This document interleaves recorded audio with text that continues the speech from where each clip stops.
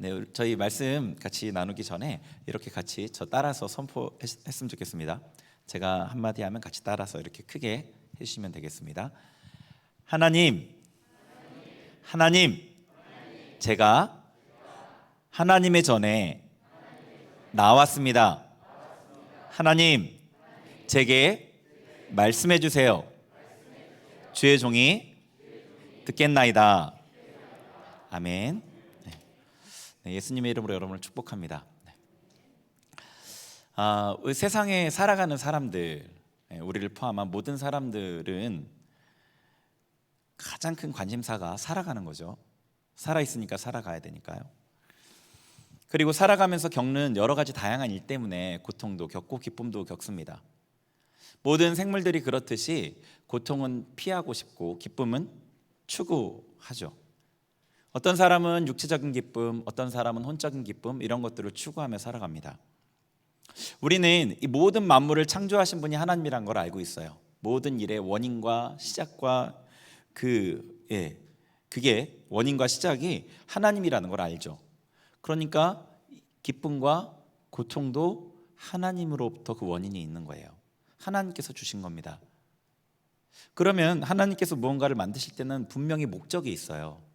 기쁨과 고통에도 어떤 목적이 있죠. 어떤 이유로 기쁨과 고통이 주어질까요? 모든 피조물이 고통을 피하고 기쁨을 추구한다는 데서 그 목적을 알 수 있습니다. 그러니까 기쁨은 하나님께서 원하시는 위치와 적절한 역할을 할 때 피조물에게 주어지는 것이고요. 고통은 그 반대의 위치에 있을 때 주어지는 겁니다. 그러니까 하나님께서 피조물을 하나님이 원하시는 그 위치, 원래 창조된 그 목적대로 있게 하기 위한 손길인 거죠. 그러면은 사람들이 기쁨을 추구하는 게 옳은 것인가? 원론적으로는 옳습니다. 그런데 사람들이 하나님을 알지 못하기에 마귀가 주는 가짜 기쁨을 추구하니까 잘못된 거죠. 사람도 하나님께서 원하시는 위치에서 적절한 어떤 역할을 할 때 하나님께 주신 기쁨이 주어집니다. 창조의 섭리에 있어서 당연한 거죠. 그죠? 하나님께서 기쁨을 좋고 원하는 걸로 우리에게 만드셨어요. 그러니까 그렇게 만들어진 거예요. 기쁨이라는 게 기쁘게 만들어진 겁니다. 우리가 고통이라는 게 싫게 만들어진 거예요. 그래서 하나님께서 원하시는 곳에 있을 때 기쁨을 주시는 거고요. 그렇게 만들어진 겁니다. 그러면은 피조물이 있어야 될 적절한 위치가 어디일까요? 피조물이 있어야 될 적절한 위치.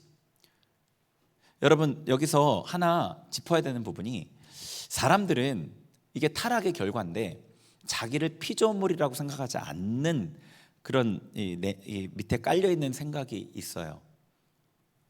피조된 동물이나 식물이나 여러 어떤 해, 달, 별 이런 것들과 자기를 구분지어 생각합니다. 인간을 만물의 영장이다, 이런 것도 그런 얘기에서 연장선상에서 나온 거죠. 근데 잊지 말아야 될 것은 인간도 피조된 존재라는 거죠. 물론 특별하게 귀하게 다른 목적, 더 귀한 목적으로 지어졌긴 했지만 여전히 피조물이라는 사실은 변함이 없습니다. 지금 피조물이 있어야 될 적절한 위치가 어디냐 이거죠. 사람 아닌 다른 피조물을 생각해 보죠. 해나 달이나 별이나 동물, 식물, 여러 생물들을 생각해 보세요. 몇몇 이제 생물들은 인간이 타락해서 저주를 받아서 물론 약간 왜곡되긴 했지만 대부분의 생물들은 하나님의 명령에 순종합니다. 천사를 비롯한 모든 피조물은 사람을 제외하고 다 하나님의 명령에 순종합니다. 해와 달은 정해진 위치에 정해진 시간에 정해진 궤도를 돌고요. 동물, 식물 이런 것들은요, 하나님께서 허용하신 범위 안에서만 움직여요. 욕심이란 걸 부리지 않고요. 하나님의 명령에 충실한 게 피조물의 위치입니다. 그러니까 인간도 처음에 그렇게 지어진 거죠. 하나님의 명령에 순종하도록. 그래서 창세기에 인간이 창조되었을 때 마귀가 나타나서 인간을 유혹해서 타락했지만, 불순종했지만 그 이전에는, 유혹이 있기 전에는 불순종보다 순종이 쉬웠습니다. 불순종이 오히려 어려운 거예요. 왜냐하면 그렇게 만들어졌으니까. 예. 그런데 우리가 어떻죠? 우리는 항상 하나님의 명령에 순종할지 말지를 고민하죠. 그러니까 사람에게 인격이 주어진 것은 하나님이 명령하시면 그걸 내가 취사 선택, 이걸 할지 말지를 선택하도록 인격이 주어진 게 아니거든요. 인격이 주어진 이유는 인격이신 하나님과 교제하기 위해서 주어진 거지 하나님의 명령을 선택하기 위해 주어진 게 아닙니다.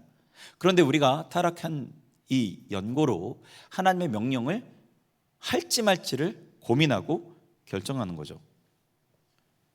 그리고 대부분의 시간을 하나님께 불순종의 상태에 머물러 있습니다. 자, 왜 대부분의 시간을 하나님께 불순종의 상태에 머물러 있느냐?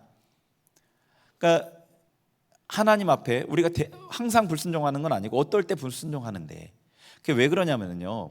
만약에 예를 들어서 뭐 딱 눈에 보이는 그런 사건을 갖고 얘기한다면 화를 내거나 혹은 가지 말아야 될 곳에 간다던가 뭐 어떤 그런 욕심을 부린다던가 하나님의 말씀에 적극적으로, 이건 아님에도 불구하고 그걸 계속해서 붙잡는다던가 이런 적극적인 불순종을 했단 말이에요. 그러면 그 불순종을 화를 내고 나서, 예를 들어서 화를 내고 나서 그 자리에서 회개하고 하나님께로 완전히 돌이키지 않으면 이 자리에 머물러 있게 돼요. 무슨 얘기인지 아세요? 불순종하고 나서 그걸 돌이켜서 하나님께로 다시 돌아가지 않으면 이 자리에 머물러 있는다고요. 많은 경우에 불순종의 상태에 있는 굉장히 일반적인 거라는 거예요. 그래서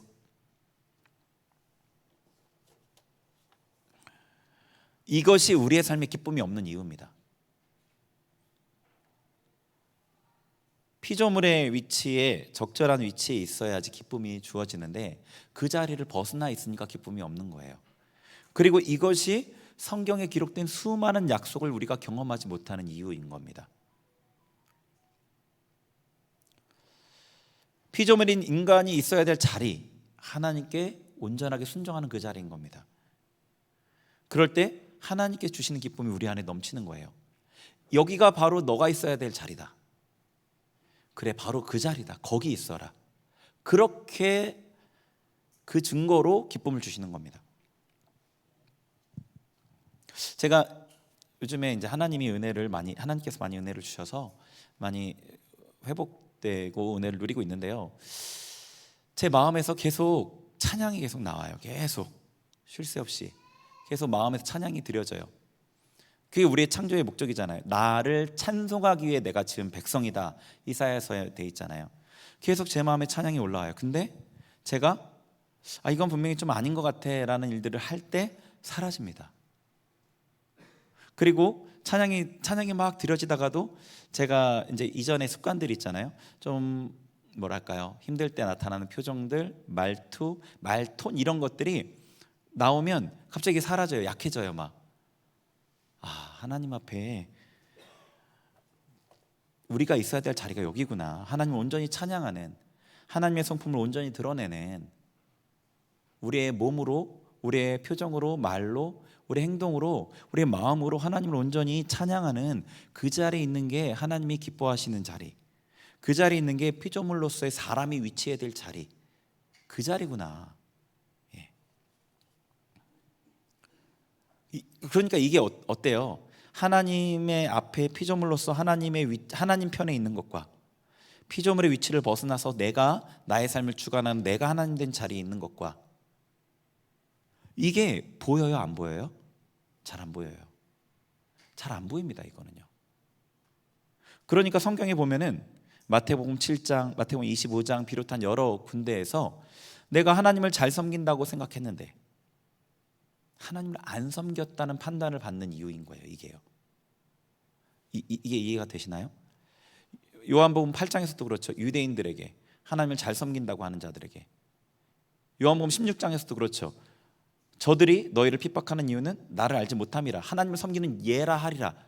그러니까 자기가 하나님을 잘 섬긴다고 하면서 하나님 앞에 하나님을 섬기지 않고 불의를 행하는 자라는 판단을 받는 이유가 여기 있다는 거예요. 왜냐하면 하나님을 진짜 섬기는 것은 잘 안 보이거든요.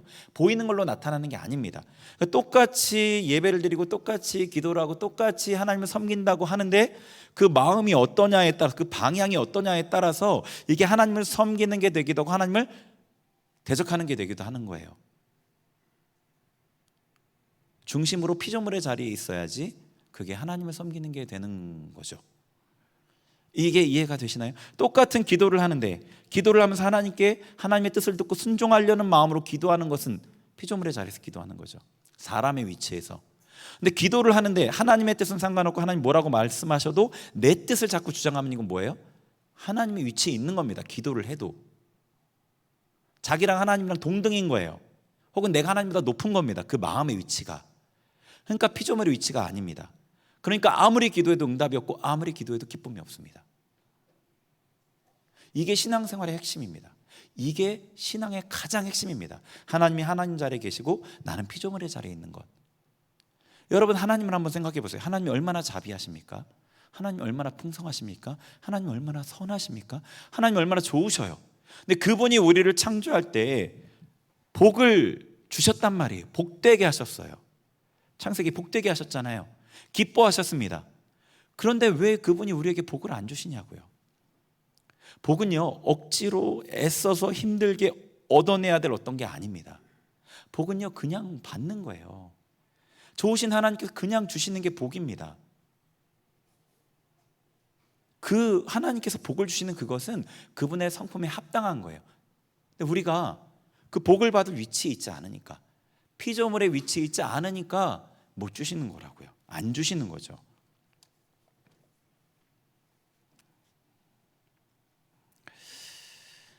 네, 이게 신앙의 핵심입니다. 오늘 예배 가운데 어쩌면 우리 가운데, 이 예배 가운데 나온 우리의 마음이 어쩌면 하나님을 섬기기 위해서 나왔다기보다는 어떻게 하면 내 마음이 좀 편해질까? 어떻게 하면 좀 즐거움을 얻을까? 내 문제에 답을 얻을 수 있을까? 이런 중심이 있지 않을까 싶습니다. 예배는 섬기는 겁니다. 히브리어의 예배를 아바드라고 하는데, 아바드는 섬기다는 뜻이에요. worship, 서비스, 영어도 섬기다는 거잖아요. 예배가 하나님을 섬기기 위해서 예배를 드리는 거죠. 내 삶의 필요에 하나님을 가져다 쓰려는 이 마음, 현대 기독교인들이 가지고 있는 우리 한국의 일반적인 마음입니다. 나는 피조물인가요? 하나님인가요? 이 부분부터 해결돼야 되죠. 나는 피조물입니다. 나는 하나님을 위해 만들어진 자입니다. 이 부분이 해결이 돼야지 말씀도 예배도 기도도 신앙의 여러 행위가 의미가 있는 거죠. 그죠? 그 모든 게 하나님과의 관계에서 일어나는 일인데 위치가 제대로 안 돼 있으면은 그 어느 것도 의미가 없는 거죠. 그래서 제가 처음에 우리가 그렇게 선포하자 말씀드렸던 거예요. 하나님 말씀하옵소서, 제가 듣겠습니다. 정말로 그런 마음으로 이 시간에 서야겠죠. 네. 자, 제 1절, 본문의 1절을 한번 보죠. 1절, 3장 1절 같이 읽습니다. 시작. 이러므로 그리스도 예수의 일로 너희 이방인을 위하여 갇힌 자 된 나 바울이 말하거니와. 아멘. 자, 우리 앞부분에 에베소 서신을 볼 때에도 나누었지만 3장 1절에 분명히 바울 사도가 자기 처지를 어떻게 얘기하고 있냐면 갇혀 있다, 감옥에 갇혀 있다 얘기하고 있어요. 근데 갇혀 있는 이유는 예수님을 위해 일하다가, 이방인 너희, 에베소 교회 너희를 위해 일하다가, 너희를 섬기다가 그들의 영혼이 자라게 성장하도록 돕다가 복음을 선포하다가 감옥에 갇혔어요. 예수님을 위해 일하다가 이렇게 고난, 수치를 당하는 이 일 때문에 바울 사도가 좀 불평이나 회의감이 들 수도 있는데 바울 사도는 전혀 그렇게 하지 않았습니다. 13절 같이 읽겠습니다. 시작. 그러므로 너희에게 구하노니 너희를 위한 나의 여러 환난에 대하여 낙심하지 말라. 이는 너의 영광이니라. 아멘. 오히려 에베소 교인들을 걱정하고 있죠. 감옥에 갇혀 있는 바울 사도가 에베소 교인을 걱정하고 있어요. 바울 사도가 감옥에 갇힌 일 때문에 혹시나 에베소 교인들이 신앙적인 회의나 의심이 들까 봐 걱정하는 거죠. 자신이 감옥에 갇힌 것이 오히려 에베소 교인들의 영광이라고 말하고 있습니다. 도대체 왜 바울 사도는 자기가 감옥에 갇힌 이 일이 수치가 아니라 영광이라 말할까요? 바울 사도가 이렇게 말할 수 있었던 이유를 살펴보려고 해요. 우리의 삶에, 내 삶에 겪는 고통과 이 바울이 겪는 고통이 어떻게 다른지, 어떻게 고통이 영광이 될 수 있는지, 그걸 살펴보려고 하는 겁니다. 자, 3장 2절에서 4절 같이 읽겠습니다. 시작. 너희를 위하여 내게 주신 하나님의 그 은혜의 경륜을 너희가 들었을 터이라. 곧 계시로 내게 비밀을 알게 하신 것은 내가 먼저 간단히 기록함과 같으니 그것을 읽으면 내가 그리스도의 비밀을 깨달은 것을 너희가 알 수 있으리라. 아멘. 자, 2절에 내게 주신 하나님의 은혜의 경륜을 너희가 들었을 터이라. 은혜의 경륜이라고 되어 있는데 다른 번역본과 원어 성경을 참고해 보면 청직이라는 말이 좀 더 어울려요. 은혜를 맡은 자, 그렇게 번역하는 게 좀 더 어울리는데, 하나님께 내가 은혜를 맡은 자다. 3절에 그게 뭐냐면 계시로 비밀을 하나님 내게 알게 하셨다. 그리고 그걸 이미 너에게 기록했다. 그 1장 2장의 내용이죠. 그리고 4절에 그게 바로 그리스도의 비밀이다. 이렇게 얘기합니다. 자, 그럼 바울 사도가 깨달은 이 계시, 그리스도의 비밀, 청지기의 직임이 뭔지를 좀 간단히 1장 2장의 내용을 정리해 볼게요. 1장의 지지난주에 1장의 내용을 나누었죠. 1장에 기록된 그 하나님의 비밀은 뭐냐면 예수 그리스도의 피로 인해서 우리를 죄에서 속량하시고 하나님의 아들로 삼으셨습니다. 그리고 아들로 삼은 우리를 몸으로 하시고 예수님을 머리로 하는 교회를 세우셨어요. 그 하나님께서 이 교회를 통해서 하늘과 땅의 통일을 이루실 계획을 갖고 계십니다. 아담의 타락으로 인해서 하늘과 땅이 분리가 됐죠. 그죠? 그 하늘과 땅의 온전한 통일을 이 교회를 통해서 이루기를 원하십니다. 하나님께서 그 계획을 창세기부터 지금까지 이끌어 오고 계신 겁니다. 자, 1장 10절 읽습니다. 시작. 하늘에 있는 것이나 땅에 있는 것이 다 그리스도 안에서 통일되게 하려 하심이라. 아멘. 그리스도 안에서, 교회 안에서, 몸된 교회, 그리스도, 교회가 그리스도라고 말씀드렸죠. 교회를 통해서 통일되게 하려는 것, 이게 하나님의 구원 계획의 최종 목적입니다. 자, 1장에 말한 비밀은 이거였어요. 그리고 2장에 말한 비밀은 유대인과 이방인을 하나 되게 하여서 온전한 교회를 이룬다는 거예요. 자, 에베소서 2장 18절 읽습니다. 시작. 이는 그로 말미암아 우리 둘이 한 성령 안에서 하나님께 나아감을 얻게 하려 하심이라. 아멘. 자, 이 2장의 요 부분 18절 요 단락에 대한 소제목을 보면은 어떤 성경책에는 유대인과 이방인의 연합 뭐 이렇게 써 있는 소제목이 있는 책도 있어요. 저는 이제 제 거는 십자가로 화목하게 하시다 이렇게만 써 있는데 다른 성경책에 또 그렇게 돼 있기도 해요. 그러니까 우리 둘이 한 성령 안에서 아버지께 나아감을 얻게 하려 하심이라라는 이 둘은 유대인과 이방인을 얘기하는 겁니다.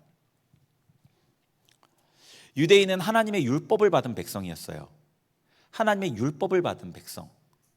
그거는 완전 다른 종류의 사람인 겁니다.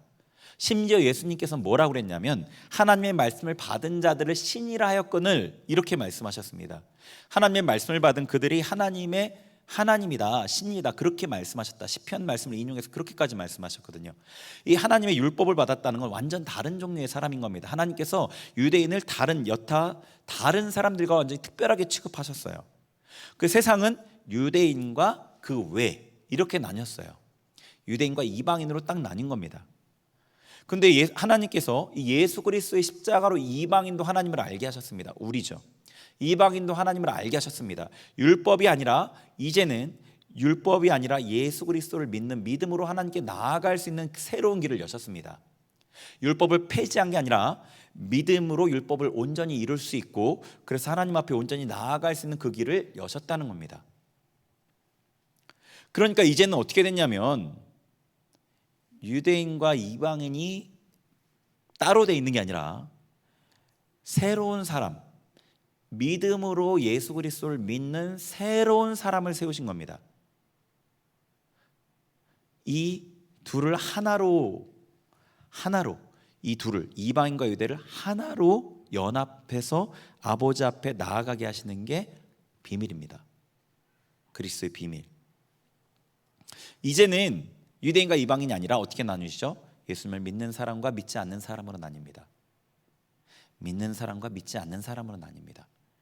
여러분이 예수님을 믿는다는 게 얼마나 대단한 건지를 좀 더 아실 수 있으면 좋겠습니다. 예수님을 믿어서 영이 살아난 사람은 하나님과 교통합니다. 사람을 창조한 목적이 뭐라고 그랬죠? 하나님과의 교제입니다. 하나님과 교제하지 못하는 영이 죽어있는 사람들은 어떤 면에서는 하나님의 편에서 보면은 사람이 아닌 겁니다. 네.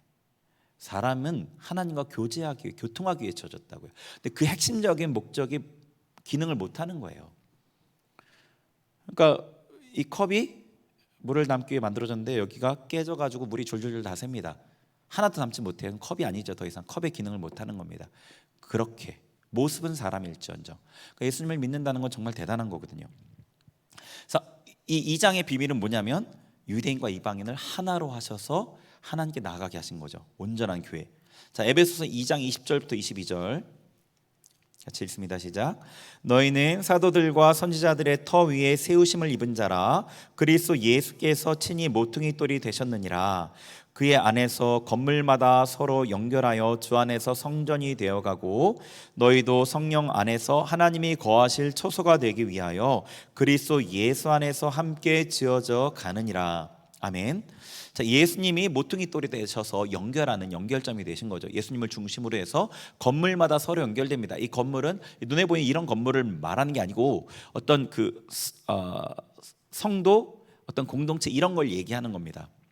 고린도전서 3장에 보면은 너희는 하나님의 집이다 라고 했을 때 그 집이 오이코도메라는 단어를 쓰는데 여기서 건물마다 서로 연결된다라는 것도 오이코도메라는 동일한 단어를 썼습니다. 그러니까 이게 성경에서 건물을 이런 건물로 지금 사용하지 않고 있다는 것을 알 수 있는 거예요. 그래서 이 유대인과 이방인이 연결되어서 주님 안에서 성전이 되어가고 너희도 에베소 교회 너희들도 서로 연결되어서 하나님의 처소가 되어간다는 거예요.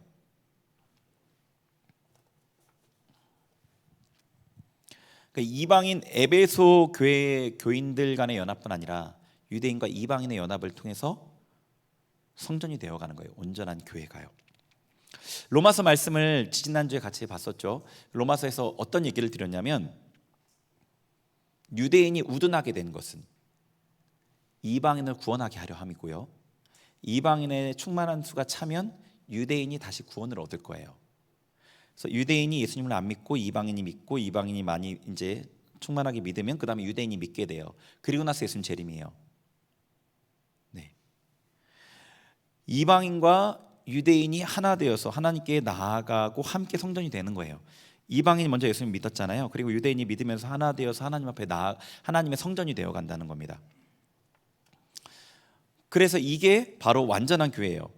계시록 말씀을 살펴봤었잖아요. 하늘에서 새 예루살렘 성이 내려옵니다. 거기는 이방인과 유대인의 구분이 있는 게 아니라 하나님의 백성의 연합의 공동체였어요. 여기 건물마다 서로 연결할 주 안에 성전이 되어가고 성령 안에서 하나님이 처소가 되기 위해서 함께 지어져 간다. 성전이 하늘에 성전이 지어져 가는 겁니다. 예루살렘 성전이 지어져 가는 거예요. 연합을 통해서, 성도 간의 연합을 통해서. 그리고 온전하게 되는 것은 유대인과 이방인이 온전히 연합됨을 통해서 온전히 이루어지는 거예요. 예수님 재림하신 후에 그 하늘의 성전이 이 땅에 내려와서 하늘과 땅의 통일이 이루어진다는 겁니다.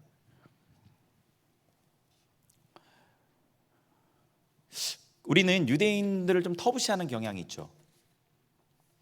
유대인은 율법적이고 예수님을 모르고 예수님을 죽였고, 그러나 우리의 뿌리는 유대인이에요.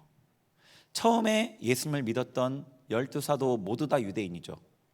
처음에 마가의 다락방에 성령의 그 충만함을 경험하고 교회가 세워졌을 때는 모두 다 유대인밖에 없었습니다. 거기서 유대인들이 이방의 복음을 전파하면서 우리들이 예수님께 편입된 거죠. 하나님께 편입된 겁니다. 우리의 뿌리는 유대인이에요. 예수님도 유대민족을 통해 오셨죠.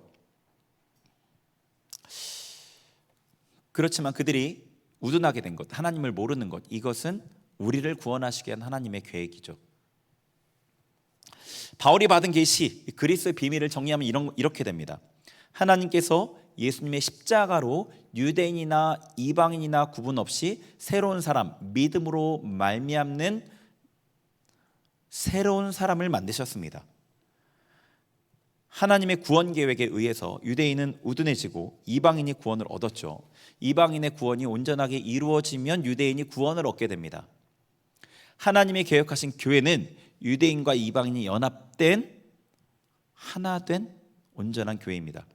이렇게 완전한 교회, 이 천국으로 인해서 하늘과 땅의 통일이 이루어집니다. 네. 아마 이 바울 사도가 살던 그 시기에는 바울 사도는 이 일이 자기 때 이루어진다고 생각했을 수도 있을 것 같아요. 그 당시에 사도행전을 보면은 유대인과 이방인이 함께 있었잖아요, 교회 안에. 그죠? 유대인들 중에 일부는 예수님을 믿었죠. 뭐 사도 베드로의 설교를 통해 3,000명이 회심하고 막 또 5,000명이 회심하고 이랬지만 대다수의 유대인들은 예수님을 배척했어요. 우둔하게 됐죠. 근데 이방인들은 막 예수님을 믿잖아요. 그래서 사도 바울이 이게 자기 때에 이루어질 것 같다고 생각했을지도 모르겠습니다. 근데 우리는 알죠. 이제 유대인들이 아직까지 예수님을 배척하고 있고 이방인의 충만한 소가 거의 차가고 있다는 것, 복음이 땅끝까지 편만하게 거의 전해지고 있다는 것을 알고 있죠. 이제 유대인들이 돌아올 거예요. 이미 많이 돌아온 어떤 징조가 보이죠. 뭐 담임 목사님께서 그때 얘기하셨잖아요. 유대인 이스라엘 한 10만 명 정도 메시아닉 주가 있다. 급격하게 늘어났다. 근데 앞으로 그게 더 많아지겠죠. 그게 예수님의 재림이 가까웠다는 신호입니다. 자, 사도 바울이 이런 구원의 경륜을 깨달은 거예요. 유대인과 이방인이 하나 된 교회를 통해 하늘과 땅의 통일이 이루어지는 것. 하나님께서 바울 사도는 자신이 이 일의 일꾼 됐다고 한 거예요. 이 일에. 자, 6절과 7절 본문 6절 7절 읽겠습니다. 시작. 이는 이방인들이 복음으로 말미암아 그리스도 예수 안에서 함께 상속자가 되고 함께 지체가 되고 함께 약속에 참여하는 자가 됨이라. 이 복음을 위하여 그의 능력이 역사하시는 대로 내게 주신 하나님의 은혜의 선물을 따라 내가 일꾼이 되었노라. 아멘. 이 복음을 위하여 내가 일꾼이 되었다. 6절에 뭐죠? 이방인들이 복음으로 말미암아 예수님의 십자가로 말미암아 함께 상속자가 되고 함께 지체가 되고 함께 약속에 참여하는 자가 된 것, 이 복음을 위해 내가 일꾼이 됐다는 거예요. 함께가 누구와죠? 유대인과죠. 이 2장의 앞에 내용 보셨잖아요. 너희가 전에는 외인이었고 전에는 약속이 없는 자였고, 네, 전에는 상속자가 아니었어요. 근데 그 상속자는 이제 유대인들이죠. 이제는 함께, 누구와 함께? 유대인과 함께 상속자가 되고 함께 지체가 되고 함께 약속에 참여하는 자가 됐다. 내가 이 일의 일꾼이다. 그래서 바울 사도는 이방인의 사도라고 그러잖아요. 그게 뭐죠? 이방인에게 나아가서 이 복음을 전해서 그들이 하나님께로 돌아오게 하는 그 일을 하고 있었던 거죠. 그러니까 바울 사도는 하나님의 큰 계획 가운데 자신의 사명을 알았던 거예요. 하나님의 큰 계획이 뭐였어요? 유대인과 이방인이 하나 되어서 온전한 교회를 이루어 하늘과 땅이 통일이 되는 것. 그러니까 유대인들이 지금 우둔하게 되었어요. 잠시. 왜요? 이방인들이 구원 얻기 위해서. 그러니까 이방인에게 가서 복음을 전하고 이방인을 하나님께로 이끌어오는 게 유대인의 구원을 당기는 일이죠. 예수님의 재림을 앞당기는 일이죠. 하늘과 통일, 하나님의 그 간절한 모든 역사를 통해 이루시고자 하는 그 계획을 앞당기는 일이라고, 이루는 일이란 말입니다. 그러니까 하나님의 큰 계획이 있어요. 하나님께는 한 가지 계획밖에 없습니다. 성경 전체를 통해서 하나님이 갖고 계신 계획은 이거밖에 없어요. 구원 계획, 구원 경륜, 이 계획밖에 없습니다. 그러니까 그 큰 계획 안에 바울 사도의 계획, 바울 사도를 향한 하나님의 사명이 있겠죠. 우리도 마찬가지입니다. 하나님의 큰 계획 안에 나의 사명이 있는 겁니다. 나를 향한 하나님의 계획이 있는 거죠. 그 바울 사도가 자기의 이 사명을 아는 거예요. 그러니까 지금 감옥에 갇힌 일, 이방인에게 복음을 전하다가 고난당하는 이 일이 뭐예요? 하나님의 일을 하다가 당하는 일이고 고난이고, 이 일은 하나님의 일을 이루는 데 쓰임받는 일이라는 걸 아는 거죠. 그러니까 기뻐할 수 있는 겁니다. 바울 사도는 전체가 그런 거예요. 1장 2장에 큰 계획을 말했죠. 자기의 사명을 말했죠. 지금 3장에 4장에 뭐라고 얘기하는지 아세요? 겸손과 온유로 오래 참아라, 서로 용납해라, 성령이 하나 되게 하신 걸 힘써 지켜라. 왜요? 교회가 하나 돼야 되니까. 그게 하나님의 계획을 이루는 거니까. 전체가 하나님의 계획으로부터 시작돼요. 그게 모든 생각과 초점이.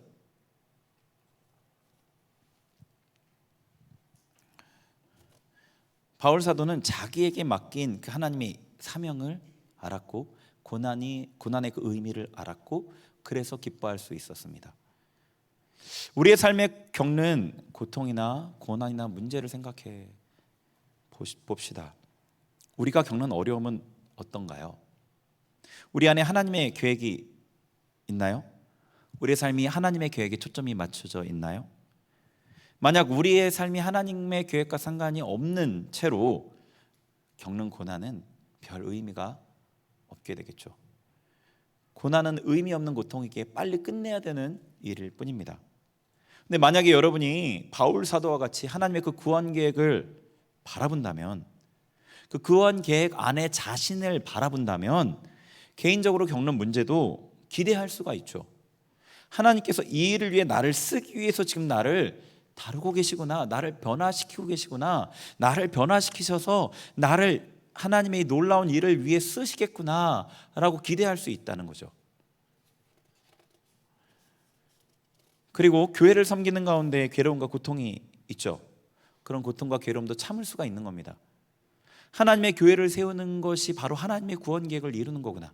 하나님의 교회 안에 성도들을 연합하게 하는 것, 하나님의 교회 안에 성도들을 세워가는 것, 그래서 교회가 세워지게 하는 이 일이 바로 하나님의 천국 그 교회를, 온전한 교회를 이루어가는 데 내가 동참하는 거구나. 이 일을 할 때 괴로움과 고통을 감당할 수 있고 오히려 상급을 기대하며 기뻐할 수 있는 겁니다. 여러분의 삶이 하나님의 구원 계획의 연장선에 있다면 그럴 수 있죠. 자, 우리 삶의 판단 기준이 바로 여기에 있어야 되는 거죠. 우리 삶의 판단 기준이.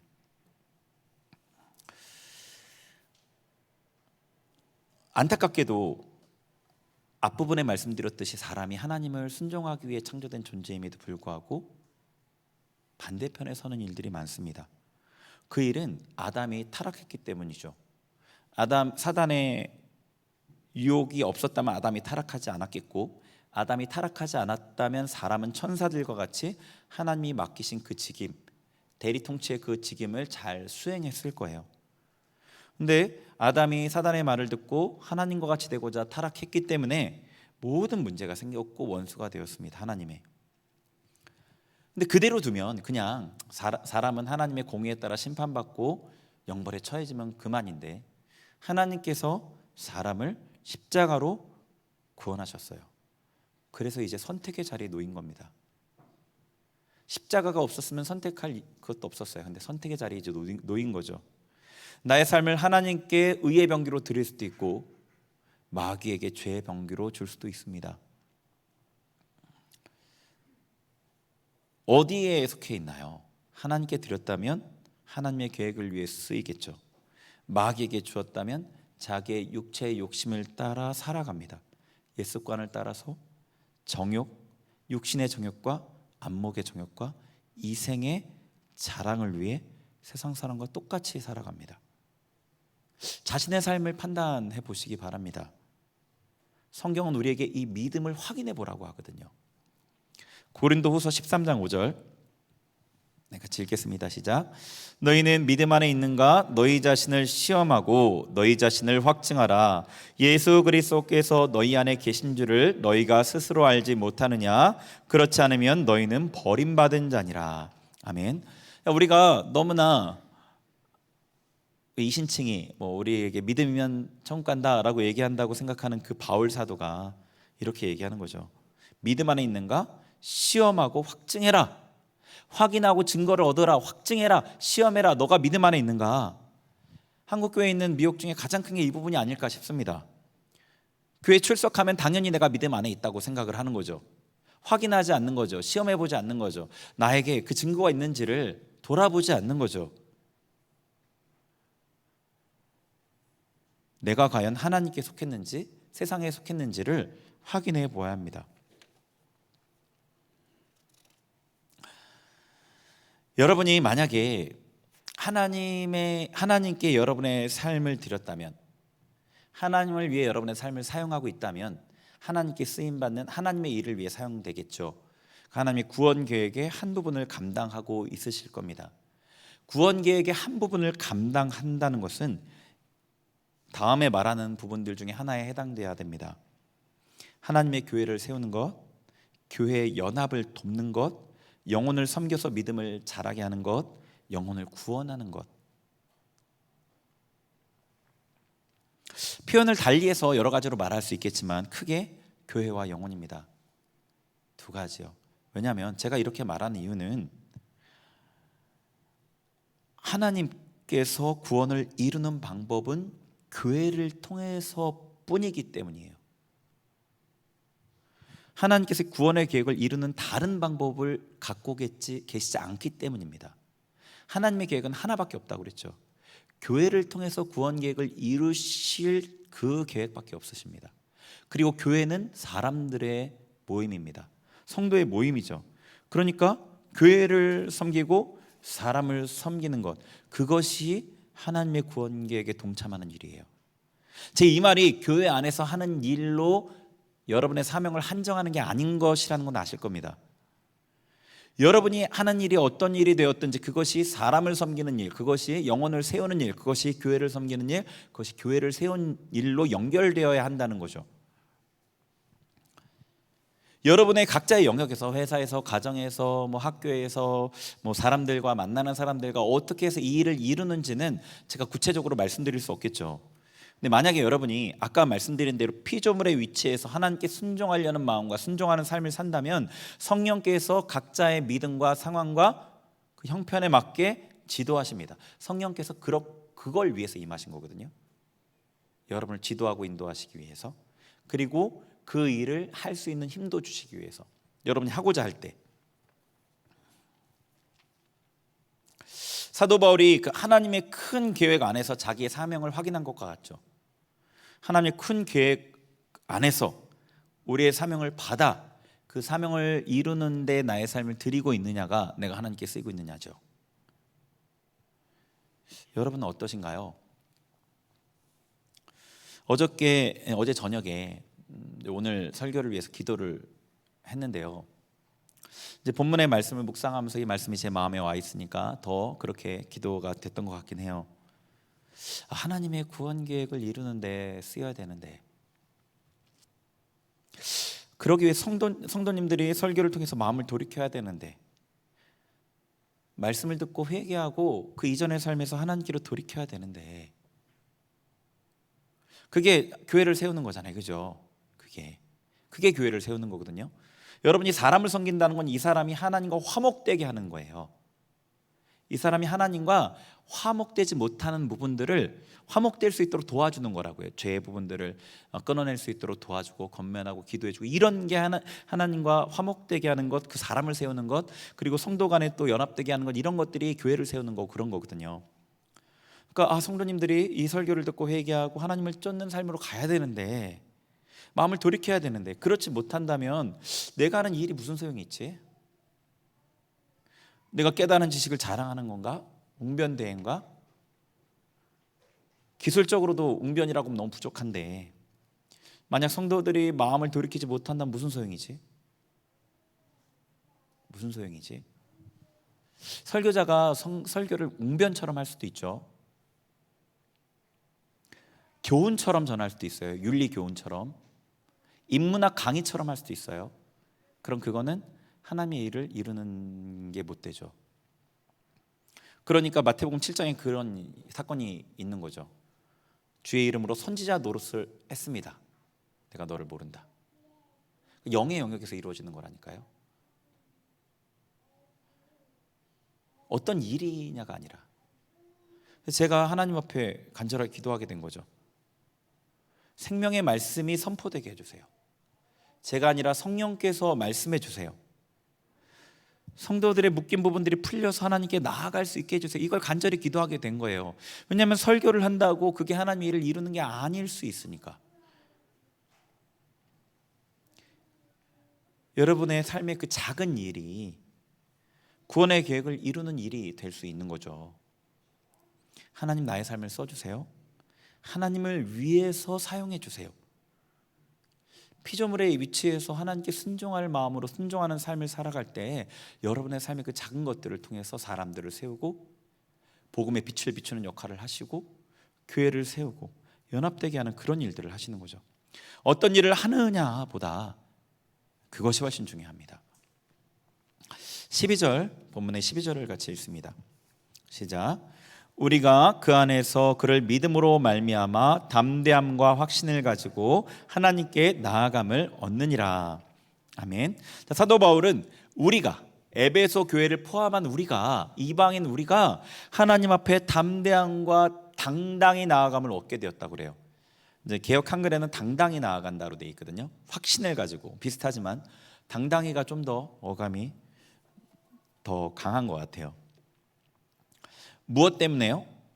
그를 믿음으로 말미암아, 예수님을 믿음으로 말미암아. 자, 그럼 여기서 예수님을 믿는다는 것은 나는 예수님을 믿어라고 말하는 게 아닙니다.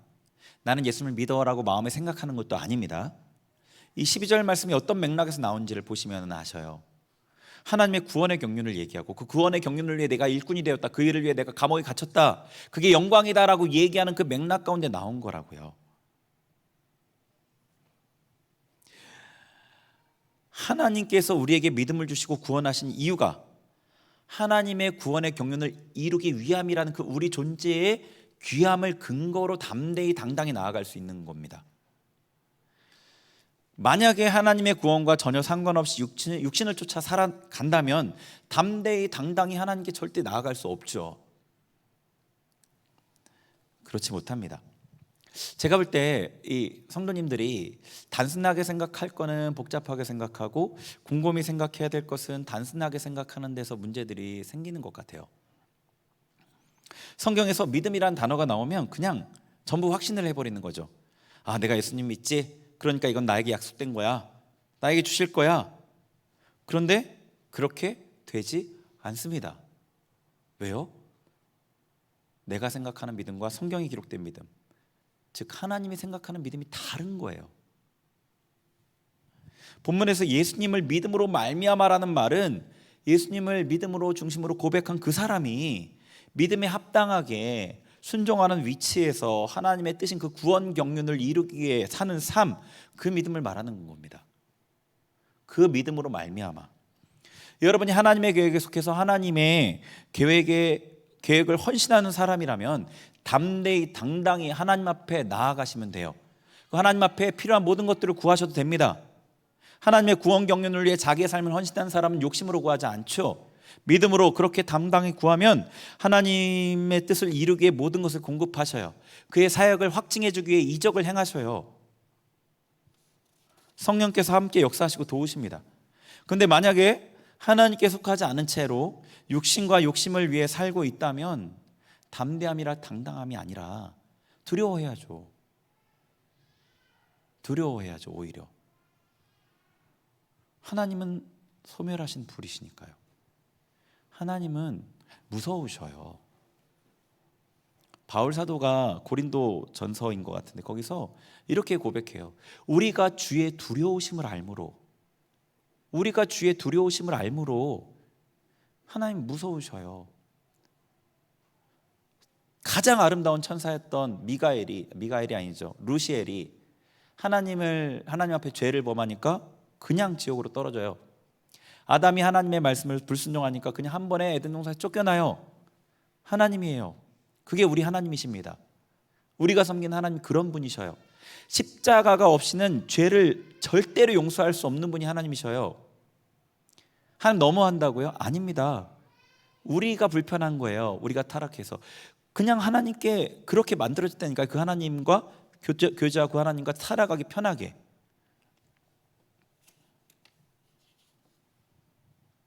만약에 우리가 이 하나님께서 비할 수 없는 큰 희생과 사랑으로 구원하셨는데 그 구원의 은혜를 헛되이 만들고 썩어질 것, 그 세상 것과 바꾸는 그 삶을 산다면 우리의 삶을 어떻게 보실지 두려워해야 하죠.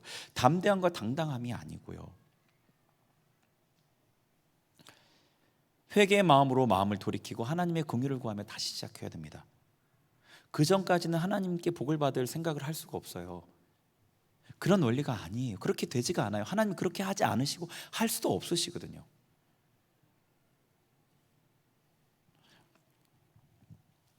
자, 14절부터 19절 본문 14절부터 19절을 읽어보겠습니다. 시작. 이러므로 내가 하늘과 땅에 있는 각 족속에게 이름을 주신 아버지 앞에 무릎을 꿇고 비노니 그의 영광의 풍성함을 따라 그의 성령으로 말미암아 너희 속사람을 능력으로 강건하게 하시오며 믿음으로 말미암아 그리스도께서 너희 마음에 계시게 하시었고 너희가 사랑 가운데서 뿌리가 박히고 터가 굳어져서 능히 모든 성도와 함께 지식에 넘치는 그리스도의 사랑을 알고 그 너비와 길이와 높이와 깊이가 어떠함을 깨달아 하나님의 모든 충만하신 것으로 너희에게 충만하게 하시기를 구하노라. 아멘. 자, 사도 바울의 에베소 교회를 위한 기도죠. 이 앞에 맥락 가운데 있는 기도예요. 그러니까 에베소 교회 교인들이 하나님의 구원 경륜을 위하여 일하기 위해, 그 일을 이루기 위해서 이런 것들이 필요하게 하나님 앞에 간구하는 겁니다. 결코 개인의 어떤 유익을 위한 기도라고 할 수가 없어요.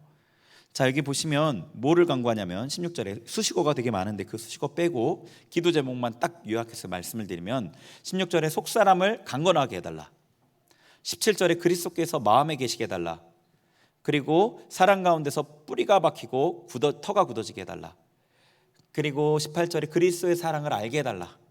막 너비와 깊이와 높이와 깊이 막 이렇게요. 그리스도의 사랑을 알게 해달라. 다음에 19절의 마지막에 충만하게 해달라. 하나님의 모든 충만으로. 하나님의 계획을 이루기 위한 간구예요. 아까 앞부분에 나눈 얘기 중에 피조물의 위치에 대한 얘기를 했죠. 우리가 많은 시간 불순종의 위치에 있는다고 그랬죠. 왜 그런가요? 왜 그렇게밖에 안 되죠? 여러분 다 하나님께 순종하고 싶으시잖아요. 하나님의 기쁨이 되고 싶으시죠. 그죠? 그게 없다면 하나님의 백성이 아니에요. 거듭난 사람은 그게 당연히 있어요. 하나님의 뜻대로 살고 싶은 마음이. 근데 자꾸 이쪽에 묶이잖아요. 자꾸 이쪽에, 여기서 잘 안 나와지잖아요. 기분이 나쁘면 기분 나쁜 게 하루 종일 가잖아요. 안 털어지잖아요. 돈에 대한 욕심이 막 올라오면은 자꾸 그쪽에 관심을 갖고 막 찾아보고 어떻게 돈을 벌까 막 이런 생각이 머릿속을 꽉 채워버리잖아요. 그 모든 것들이 하나님의 반대편에 있는 게 너무 분명한데 왜 안 되죠? 묶여 있어서 그렇죠. 옛 습관에, 세상의 유혹에 묶여 있어서. 그래서 은혜가 충만하게 부어지면 잠깐 이 묶임이 풀려나서 이쪽으로 가요. 그때는 막 마음이 막 뜨거워요. 어떻게든 하나님을 위해 살고 싶다, 하나님께 내 삶을 헌신하고 싶다, 막 이런 마음이 올라와요. 근데 그 자리를 지나고 나면, 시간이 좀 지나면 이 묶임이 아직도 있으니까 또 끌려가요. 은혜 받았던 기억만 있고 삶은 다시 예전으로 돌아가요. 묶임을 벗어내지 못해서 그렇죠. 그걸 위해서 기도하는 거예요. 속사람이 강건해져야 되죠. 그 묶임을 떨쳐내고 끊어내기 위해서. 흔들리지 않기 위해서 사랑 가운데 뿌리가 박히고 터가 굳어져야 되죠. 예수님의 사랑을 알고 그 안에만 머물러 있어야 되죠. 하나님의 일을 하기 위해서 하나님의 충만함이 있어야 되죠. 하나님의 충만함을 흘려보내야 되니까요. 하나님의 뜻을 이루기 위한 간구라고요. 사도 바울은 하나님의 구원 계획을 알았습니다. 그 안에서 자신의 사명을 확신했습니다. 사명을 위해 일하다가 당하는 그 고난이 하나님의 뜻을 이루는 것인 줄 알고 기뻐했습니다. 하나님의 뜻이 이루어지기 위해 이방인을 섬기고 에베소 교회를 개척하고 에베소 교인을 섬겼고 그들을 위해 기도했죠. 이런 삶이 피조된 사람으로의 바른 위치입니다.